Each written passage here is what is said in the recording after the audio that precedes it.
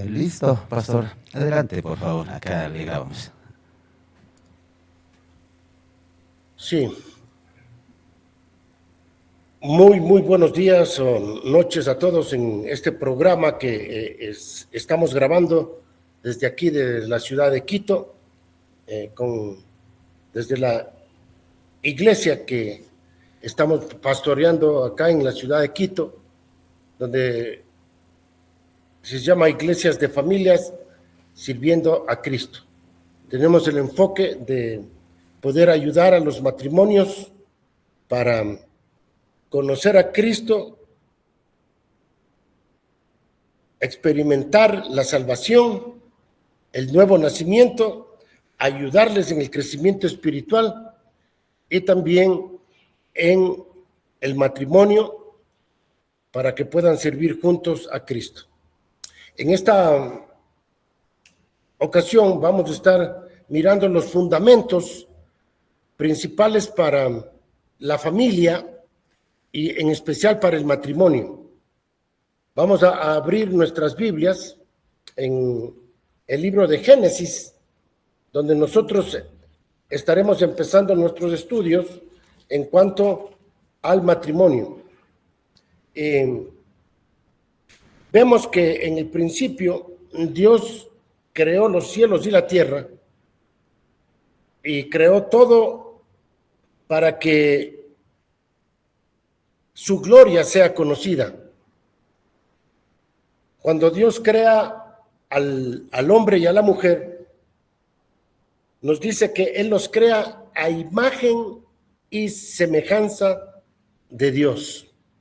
Esta imagen y semejanza de Dios tiene que ver con que el hombre va a ser el único ser, la única criatura que va a reflejar su gloria. Porque dice la Biblia que Dios les crea a ellos a imagen y semejanza de Dios. Ellos iban a hacer un reflejo de la gloria de Dios. Y esa fue la intención de Dios al principio, cuando Dios crea al hombre a su imagen y semejanza. Nosotros sabemos luego que en el capítulo 3, que vamos nosotros a estar estudiando, vemos que el hombre cae en el pecado. Y vamos a leer en Génesis, en el capítulo 3, ¿qué es lo que sucedió? ¿Por qué el hombre se le dificulta en el matrimonio? ¿Por qué hay problemas matrimoniales? Y eso es lo que vamos a estar mirando en esta mañana, ¿verdad? Y dice en Génesis, en el capítulo 3, pero la serpiente era astuta más que todos los animales del campo que Jehová Dios había hecho, la cual dijo a la mujer, ¿con que Dios os ha dicho, no comáis de todo árbol del huerto? Y la mujer respondió a la serpiente, del fruto de los árboles del huerto podemos comer, pero del fruto del árbol que está en medio del huerto, dijo Dios, no comeréis de él, ni le tocaréis, para que no muráis. Entonces la serpiente dijo a la mujer, no moriréis, sino que sabe Dios que el día que comáis de él, serán abiertos vuestros ojos y seréis como Dios, sabiendo el bien y el mal. Y vio la mujer que el árbol era bueno para comer y que era agradable a los ojos y árbol codiciable para alcanzar la sabiduría. Y tomó su fruto y comió. Y dio también a su marido, el cual comió así como ella. Entonces fueron abiertos los ojos de ambos y conocieron que estaban desnudos. Entonces cosieron hojas de higuera y se hicieron delantales. Y oyeron la voz de Jehová Dios que se paseaba en el huerto al aire del día, y el hombre y su mujer se escondieron de la presencia de Jehová Dios entre los árboles del huerto. Mas Jehová Dios llamó al hombre y le dijo: ¿dónde estás tú? Vemos aquí como introducción la caída del hombre. El hombre y la mujer decidieron irse en dirección opuesta a lo que Dios les había dicho, que no coman de ese árbol, porque si ellos iban a comer de ese árbol, ciertamente iban a morir. Y la palabra muerte significa separación. El hombre se iba a separar de Dios. La mujer, al entrar en conversaciones con la serpiente, con Satanás, escucha la propuesta que le hace Satanás y le dices: sabes que si comes de ese árbol, tus ojos van a ser abiertos y tú vas a ser como Dios. Y aquí viene la primera consecuencia que tenemos del pecado: una vida independiente de Dios. El objetivo de Satanás siempre fue querer quitar el lugar a Dios. Dice la palabra de Dios que él quería sentarse en el monte alto y ser igual a Dios. Pero aquí se deja algo entredicho, porque esta propuesta que le hace la serpiente a la mujer le está diciendo: ¿sabes qué? Dios no es bueno, porque Él no quiere que ustedes conozcan y sean sabios como Él es sabio. Así que Dios es malo, Dios es egoísta. Porque Dios sabe, le dice la serpiente a la mujer, que si comen de ese árbol, ciertamente van a ser como Dios. Y eso es lo que Dios no quiere. Y entonces esta idea de tener una vida de independencia, de querer vivir de acuerdo a su propia sabiduría, como que le interesó a Eva y luego a Adán, de poder vivir una vida independiente de Dios, cuando ellos fueron creados para glorificar a Dios, para reflejar su gloria. Y debemos entender de que el propósito del matrimonio era glorificar a Dios. ¿Cuál era el plan de Dios con la familia? Era que el hombre y la mujer sean el reflejo de la gloria de Dios, para que los hijos puedan mirar en los padres su gloria, la gloria de Dios, y ellos puedan conocer a Dios. Los hijos iban a conocer a Dios a través del reflejo de la gloria de Dios en sus padres. Pero al pecar Adán y Eva, ellos se quedaron desprovistos de esta capacidad de glorificar a Dios. Por eso nos dice en el libro de Romanos: por cuanto todos pecaron, están destituidos de la gloria de Dios. Están separados de la gloria. El hombre no puede alcanzar la gloria de Dios y pierden esa capacidad de reflejar la gloria de Dios. El matrimonio fue afectado. Desde ese momento en más, el hombre trataría de buscar su felicidad en el cónyuge. Y muchos casan o se casan pensando de que esa va a ser su felicidad, que la otra persona le va a hacer feliz. Y esa es una de las mentiras de Satanás.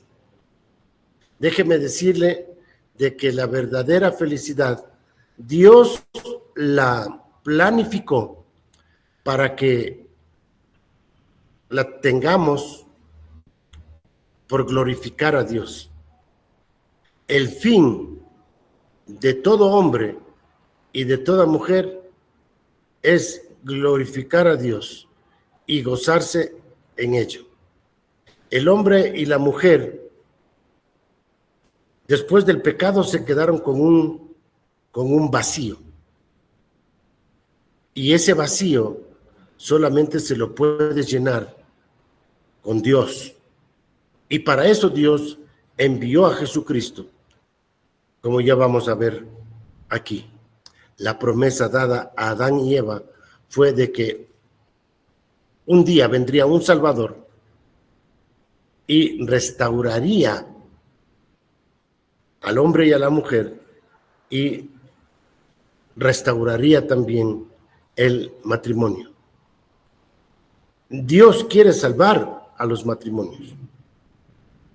Pero vemos que aquí Adán y Eva, después de comer del fruto del árbol, dice que fueron abiertos los ojos de ellos. Eso quiere decir de que ahora su manera de pensar iba a ser simplemente humana, ya no conectada con la mente de Dios, ya no conectado con el corazón de Dios, con la voluntad de Dios. Ahora ellos iban a tener sus propios pensamientos, sus propios deseos y su propia voluntad. El hombre, como dice en el libro de Santiago, en el capítulo 3, tiene una sabiduría que es terrenal, animal y diabólica. Desde ese momento en más, el hombre pierde la capacidad de pensar en las cosas eternas, de mirar las cosas celestiales. Y el hombre dice aquí en el versículo 7 que se cosieron hojas de higuera y se hicieron delantales. Al mirar que ellos estaban desnudos, descubiertos, dice la Biblia también que tuvieron vergüenza. Y se cosieron hojas de higuera. La manera en que el hombre trata de resolver sus problemas es con pensamientos humanos, es a través de la religión,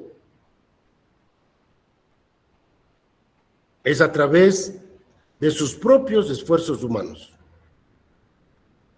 Fíjense en el versículo 8 de Génesis 3, dice: y oyeron la voz de Jehová Dios que se paseaba en el huerto al aire del día, y el hombre y su mujer se escondieron de la presencia de Jehová detrás de los árboles. Aquí vemos la primera cosa que pasa en la mente del hombre, es pensar que se pueden esconder de un Dios omnipresente. Y vemos allí ya que los pensamientos del hombre y de la mujer fueron alterados. el hombre y la mujer pensaron que se podían esconder de Dios. Pero la Biblia nos dice: ¿a dónde huiré de tu espíritu? ¿A dónde huiré de tu presencia? Si a los cielos subiere, allí estás tú. Si me fuere a lo profundo del mar, aún allí estás tú. Nadie se podía esconder de esa presencia de Dios. Entonces Dios dice en el versículo 9 que le hace una pregunta al hombre: ¿dónde estás tú? ¿Por qué Dios le hace esta pregunta a Adán y Eva? ¿Dónde estás tú? Dios sabía perfectamente dónde estaban, pero les hace esta pregunta para que ellos reflexionen y ellos se puedan dar cuenta de dónde habían caído. Es como que Dios le está diciendo a Adán y Eva: ¿estás perdido? ¿Estás perdido?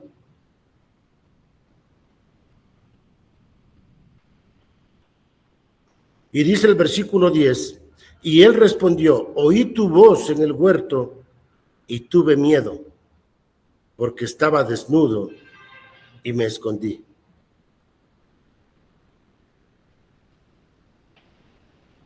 Y Dios le dijo: ¿quién te enseñó que estabas desnudo? ¿Has comido del árbol de que yo te mandé que no comieses? Y el hombre respondió: la mujer que me diste por compañera me dio del árbol y yo comí. Entonces Jehová Dios dijo a la mujer: ¿qué es lo que has hecho? Y dijo la mujer: la serpiente me engañó y yo comí. Y Jehová Dios dijo a la serpiente: por cuanto esto hiciste, maldita serás entre todas las bestias y entre todos los animales del campo. Sobre tu pecho andarás y polvo comerás todos los días de tu vida.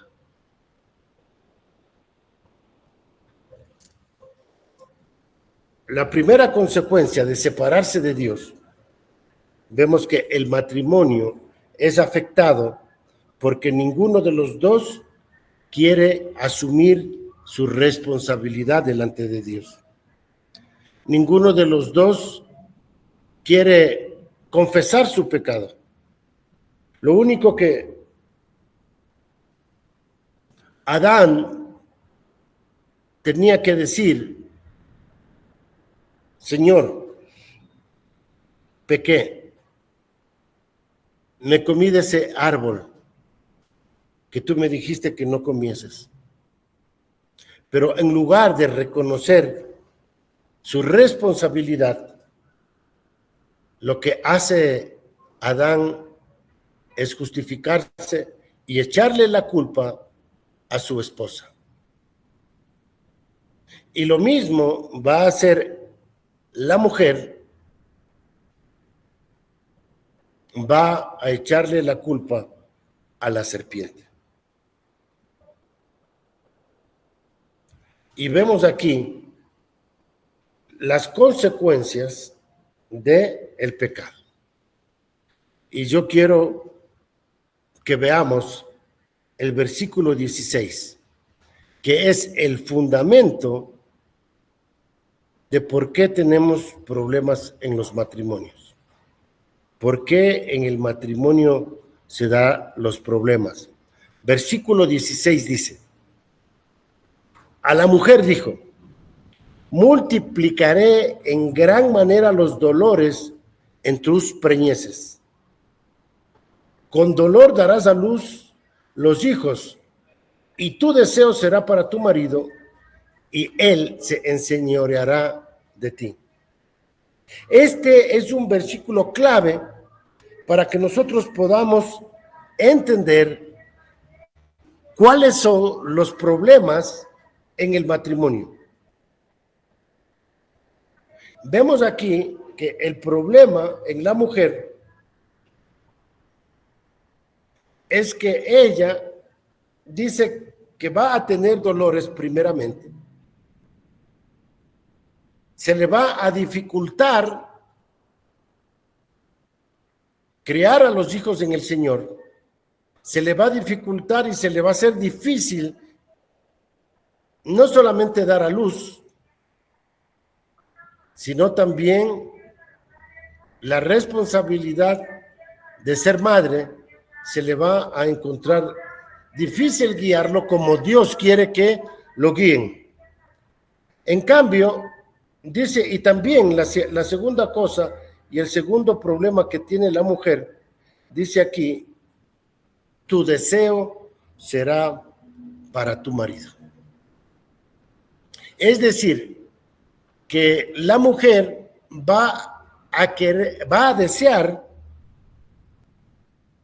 hacer y de lo que al hombre le corresponde.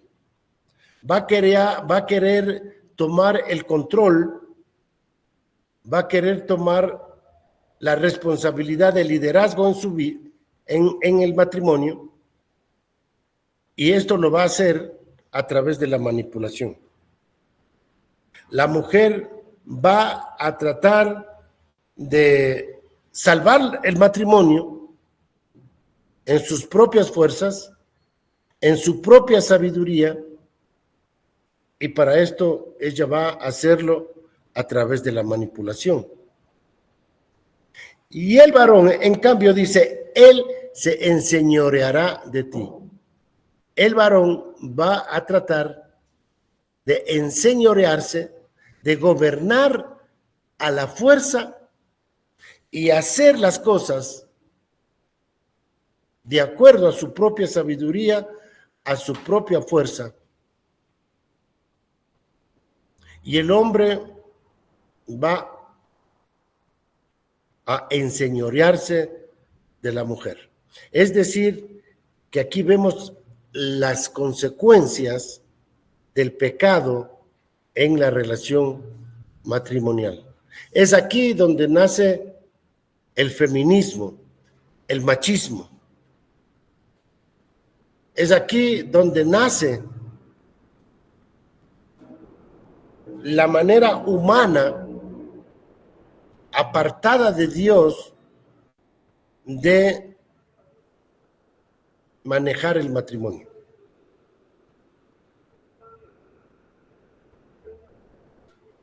Las consecuencias de separarse de Dios fueron graves.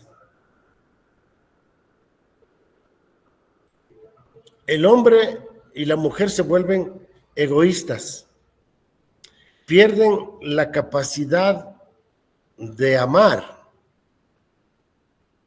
Por eso nos dice en Primera de Juan, capítulo 4, en el versículo 8, que Dios es amor, que el que no ha conocido a Dios no ama, porque Dios es amor. La única manera en que nosotros podemos amar es cuando Dios viene a llenar nuestro corazón. Aquí en Génesis capítulo 3, en el versículo 15,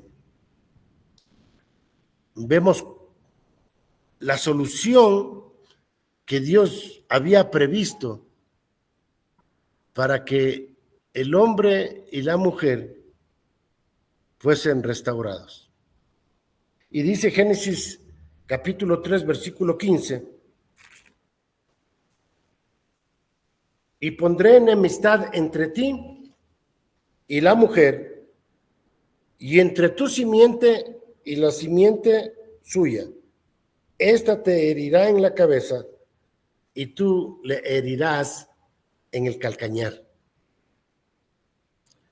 Vemos aquí que lo que Dios promete y se compromete es a enviar un varón. Esa es la simiente de la mujer, se refiere a un varón que vendrá a pisar la cabeza de la simiente de la serpiente. Este versículo se conoce con el nombre de el Evangelio encapsulado. Y aquí vemos la primera vez en la Biblia que Dios nos revela que Dios va a enviar a su Hijo Jesucristo. Él va a ser herido en el calcañar, se refiere a la cruz. ¿Por qué se les llama herida a la muerte de Jesús aquí?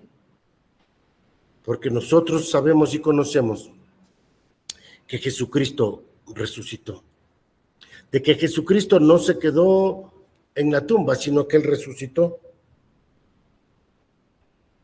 Y Él iba a quitarle ese poder a Satanás, el poder que ellos perdieron al pecar en el jardín del Edén. Dios les había puesto ahí para gobernar la tierra, para administrar la tierra.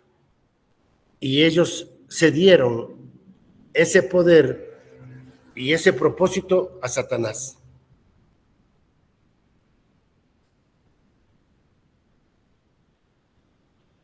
Dios cumpliría esta promesa y vamos a leer en Colosenses en el capítulo 3, en el versículo 15. Colosenses capítulo 3,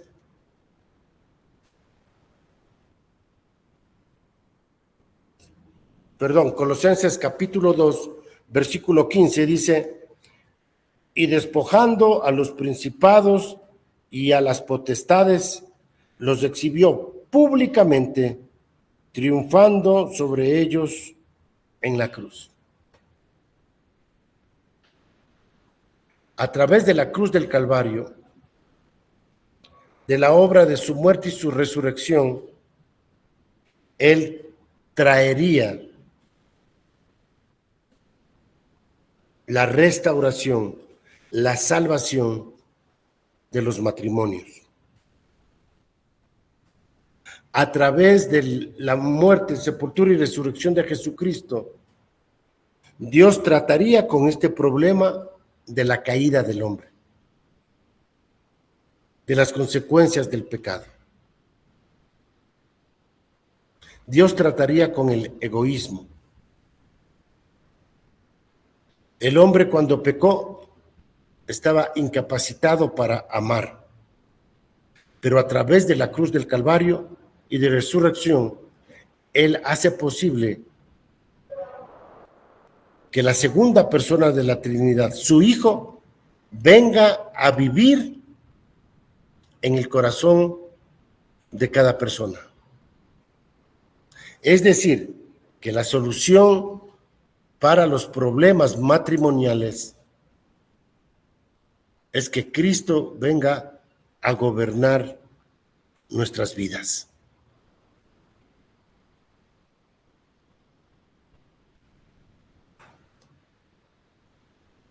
¿Cómo es que Jesucristo viene a transformar nuestras vidas? Viene a cambiar los matrimonios, a darles una nueva esperanza, a darles una nueva vida. ¿Cómo es que la mujer puede dejar de querer tener el control en el hogar, querer tener el liderazgo? ¿Y cómo es que el hombre va a amar a su mujer, va a hacerse responsable y va a llegar a ser cabeza de ese hogar? Es a través de la obra de Jesús en el corazón de cada uno de ellos. Jesucristo viene a ser la clave. Él quiere tomar el control, Él quiere ser el centro de nuestra relación. Dios quiere bendecir a los matrimonios. Vamos a leer esta bendición. ¿Cómo es que Dios quiere bendecir a los matrimonios, a las familias? En Génesis capítulo 12, en el versículo 3 dice: bendeciré a los que te bendijeren y a los que maldijeren maldeciré, y serán benditas en ti todas las familias de la tierra. Aquí vemos la promesa hecha a Abraham. A Abraham fue hecha esta promesa de que serán benditas todas las familias de la tierra. Y si nosotros miramos en Génesis 22,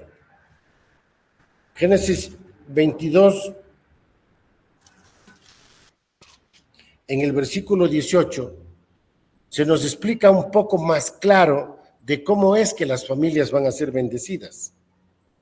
Dice: en tu simiente serán benditas todas las naciones de la tierra, por cuanto obedeciste a mi voz.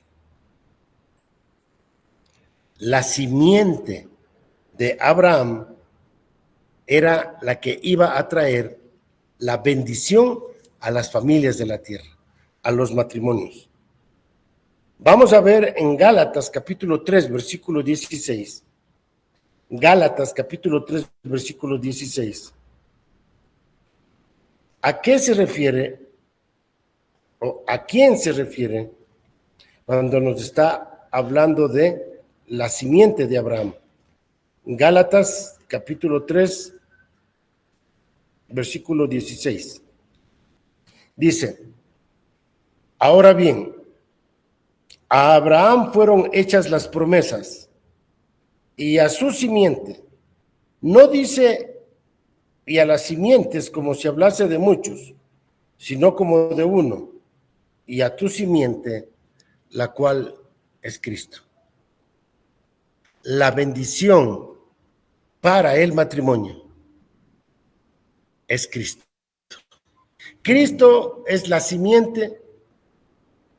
El evangelio de que Cristo vino a esta tierra, vivió una vida perfecta, murió por nuestros pecados, resucitó para darnos vidas y ascendió y se sentó a la diestra de Dios y nos sentó juntamente con Él en los lugares celestiales.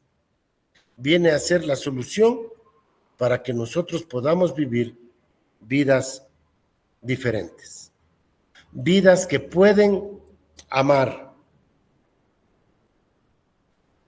Y en el libro de Efesios, vamos a ver, en el libro de Efesios, en el capítulo 5, vemos cómo es que el Evangelio, cómo es que Jesucristo viene a hacer la diferencia en el matrimonio. Efesios capítulo 5. Con Cristo ya viviendo en nuestros corazones, Dios, a través de su Espíritu Santo, regenera al hombre y a la mujer, les da una nueva vida y una capacidad para amar, para desprenderse de sí mismo, para ya no ser egoísta, sino en realidad poder experimentar ese amor de Dios. Y leamos Efesios capítulo 5, lo que nos dice en primer lugar, versículo 15 al 18. Efesios 5, 15 al 18 dice: mirad pues con diligencia. Escuchen todos los matrimonios esto, hombres y mujeres. Mirad pues con diligencia cómo andéis, no como necios, sino como sabios, aprovechando bien el tiempo, porque los días son malos. Por tanto, no seáis insensatos, sino entendidos de cuál sea la voluntad de Dios. No os embriaguéis con vino, en lo cual hay disolución, antes bien, sed llenos del Espíritu Santo. Cuando Cristo viene a morar en nuestros corazones, Él quiere que nos dediquemos a conocer cuál es su voluntad. Es decir, que Él quiere que nosotros nos dediquemos a saber cuáles son las responsabilidades del hombre, del esposo y de la mujer, la esposa.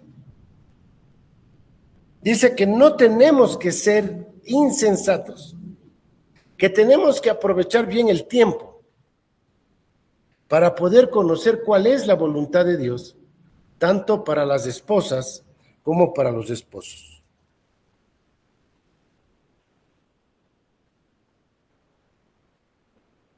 Y versículos más adelante es lo que nosotros vamos a leer y vamos a dar una introducción para que nosotros veamos cuál es la solución, y quizás en estudios más adelante podríamos ver ya en detalle. Pero vamos a leer. Nos dice, versículo 21 de Efesios 5. Someteos unos a otros en el temor de Dios. En primer lugar, vemos aquí que el hombre puede dejar de lado el orgullo. El hombre y la mujer ahora pueden dejar de lado su orgullo. Pueden, dice aquí, someterse unos a otros. Y aquí yo quiero darles un concepto de amor que me ha ayudado bastante a mí, para que podamos someternos los unos a los otros. ¿Qué es el amor? El amor es el ejercicio de la voluntad para beneficiar a la persona amada sin esperar recompensa alguna.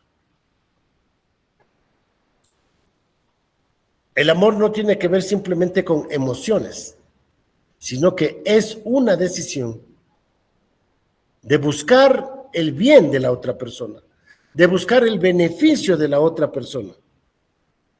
Es decir, ya no de manera egoísta.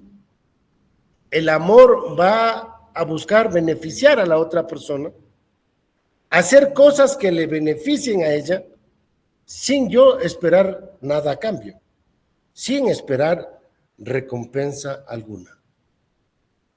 Claro, eso sería imposible para personas que no tienen a Jesús en su corazón.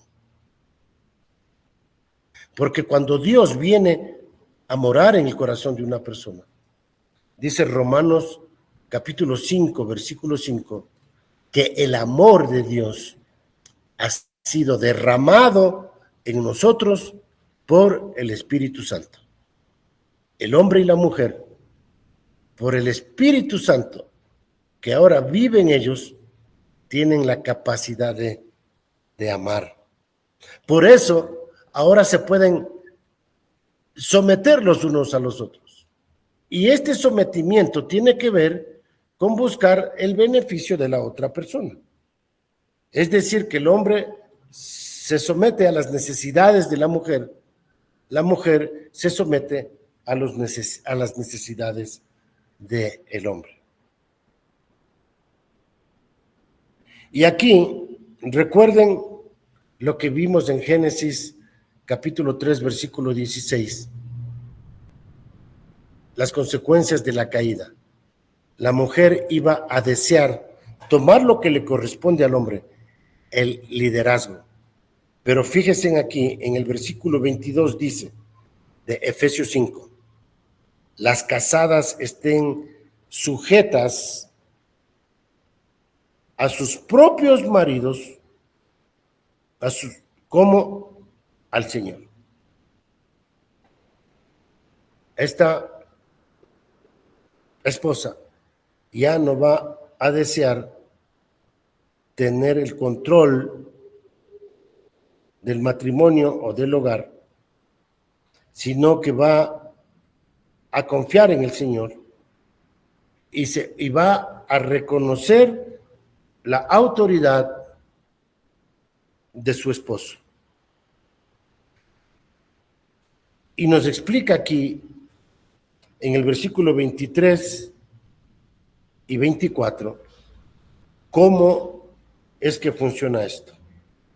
Dice versículo 23, porque el marido es cabeza de la mujer, así como Cristo es la cabeza de la iglesia, la cual es su cuerpo, y Él es su Salvador. Así que, como la iglesia está sujeta a Cristo, así también las casadas lo estén a sus maridos en todo.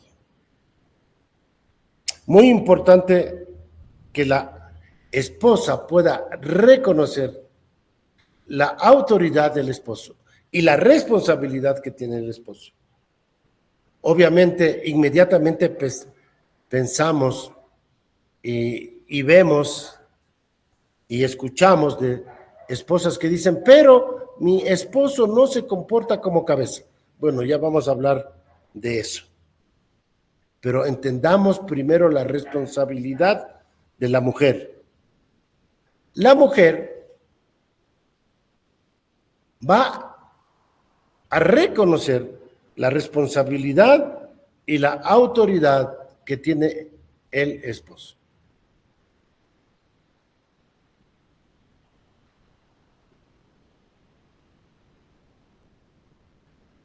En cuanto a los maridos, versículo 25, dice, maridos, amad a vuestras mujeres, así como Cristo amó a la iglesia y se entregó a sí mismo por ella, para santificarla, habiéndola purificado en el lavamiento de la palabra, a fin de presentársela a sí mismo una iglesia gloriosa, que no tuviese mancha ni arruga, ni cosa semejante, sino que fuese santa y sin manchas. Así también los maridos deben amar a sus mujeres como a sus mismos cuerpos. Aquí nos da estos versículos la responsabilidad del esposo, el ser cabeza. Recuerden, ¿cómo es que Jesucristo llegó a ser cabeza de la iglesia? Nos dice Filipenses capítulo 2, que Él se humilló a sí mismo hasta la muerte y muerte de cruz, y Dios lo exaltó hasta lo sumo, y le dio un nombre que sobre todo nombre, para que en el nombre de Jesús se doble toda rodilla y toda lengua confiese que Jesús es el Señor. Jesucristo llegó a ser cabeza de la iglesia después de haberse humillado, después de haber muerto, después de haber mostrado el amor por la humanidad. Y aquí, en estos versículos, nos da a los hombres, a los esposos, una responsabilidad de ser cabezas de nuestras esposas. Y aquí nos indica cómo: santificándolas, purificándolas por la palabra. Es decir, que tenemos una responsabilidad de ser sacerdotes del hogar, de ser guías del hogar, de enseñar la palabra tanto a nuestras esposas como a nuestros hijos. Esas son las responsabilidades. Porque Dios quiere, y en esto consiste el matrimonio, mis hermanos, en que un día cada uno de nosotros vamos a presentar a nuestras esposas delante del tribunal de Cristo. Y cada esposo, cada esposa va a tener que rendir cuentas delante de Dios de qué hizo con su esposo mientras estaban en el matrimonio. El matrimonio, mis hermanos, es amarnos, ayudarnos, para que cada uno de nosotros nos presentemos un día delante del Señor y no nos alejemos de Él avergonzados. ¿Qué estoy haciendo yo para que mi esposo sea más como Cristo? ¿Qué estoy haciendo yo para que mi esposa sea santificada, purificada, refleje la imagen de Cristo? Ese es el objetivo del matrimonio. Estaremos en videos futuros estudiando ya con más detalles cada uno de estos versículos. Así que, mis hermanos, recuerden que a pesar de que el hombre y la mujer cayeron, pecaron, se apartaron de Dios y trataron de vivir vidas independientes, egoístas, esperando que el otro me haga feliz, Dios ha enviado a su Hijo para solucionar el problema de nuestra independencia, de nuestro orgullo, de nuestro egoísmo. Nos vino para liberarnos y poner en nosotros el Espíritu Santo y capacitarnos para amarnos. Capacitarnos para sujetarnos los unos a los otros, para reconocer las necesidades del otro, para reconocer la autoridad, pero también reconocer la responsabilidad que tenemos como cabeza del hogar. Espero que podamos seguir tratando estos temas y que el Señor continúe, mis hermanos, bendiciéndoles y obrando en sus vidas. Oremos. Señor, te damos gracias porque tú has venido a salvar a los matrimonios.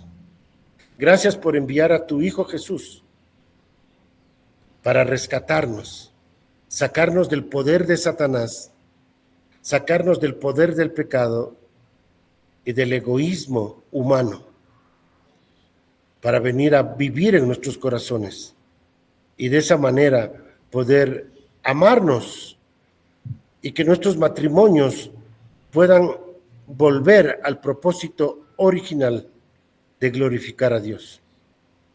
Señor, ponemos en tus manos nuestras vidas y nuestros matrimonios para que tú seas glorificado.